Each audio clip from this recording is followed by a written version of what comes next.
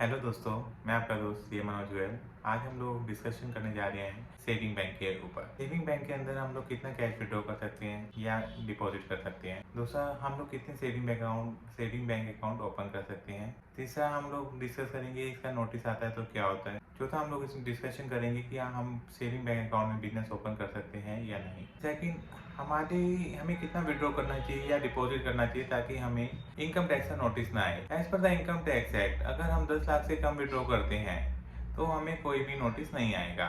साथ ही अगर हम 10 लाख से कम डिपॉजिट करते हैं बैंक में तो भी हमें कोई नोटिस नहीं आएगा।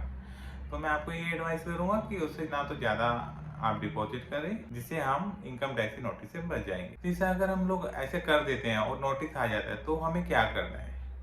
सबसे पहले ये जानते हैं कि इसकी क्या टाइम लिमिट है। नोटिस दोस्तों, इसकी जो टाइम लिमिट है वो 6 साल from the end of the relevant assessment year से 6 साल के अंदर नोटिस आ सकता है। जैसे कि हमने अभी लास्ट 1-2 साल में देखा है, गवर्नमेंट ये लास्ट के ईयर में ही नोटिस इशू करती है। अगर नोटिस इशू कर देती है तो वो हमसे पूछती है कि आपका सोर्स ऑफ इनकम क्या है, कि आपने ये पैसे कहाँ से लाए। तो उसके रिप्लाई के लिए हमें सोर्स ऑफ इनकम पता होना चाहिए कि हमारा सोर्स ऑफ इनकम क्या है, ताकि हम उनको रिप्लाई कर सकें। लेकिन मेरी एडवाइस ये रहेगी कि आप सेविंग अकाउंट में ज़्यादा कैश की ट्रांजेक्शन ना करें। अगर हम लोग मान लीजिए ऑनलाइन ट्रांजेक्शन करते हैं तो वहाँ पर नोटिस आने के चांसेस कम रहते हैं as compare to cash deposit. Last में कई लोग ऐसे भी हैं कि जो सेविंग अकाउंट को ही अपना करंट अकाउंट यूज़ कर रहे हैं, तो मैं उनको बताना चाहूँगा कि ऐसा ना करें।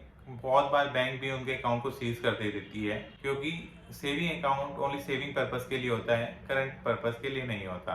करंट अकाउंट ओपन आप अलग से ही आपको अकाउंट ओपन कराना पड़ता है, उसी में आपको ट्रांजेक्शन्स करनी चाहिए। और हम लोग एक साथ में यही चीज़ और डिस्कस कर सकते हैं क्या लिमिट होती है कि हम सेविंग में ट्रांजेक्शन करने की। ऐसी कोई लिमिट गवर्नमेंट के द्वारा प्रिस्क्राइब नहीं है कि हमें इस लिमिट तक काम करना चाहिए, सेविंग में डिपॉजिट कर सकते हैं। आप कोई भी अमाउंट सेविंग अकाउंट के अंदर क्रेडिट कर सकते हैं, but as per my advice आप उसको उसके ऊपर इनकम टैक्स पे कर दीजिए, आपको कोई भी इशू नहीं रहेगा। जैसे हमारा सैलरी से पैसा सेविंग अकाउंट में आता है, दैट इज तो ये सही है। लेकिन हम अगर बिजनेस से अपना पैसा सैलरी में लेते हैं तो उसमें हमें इशू रहता है, तो वो हमें नहीं करना। Thank you.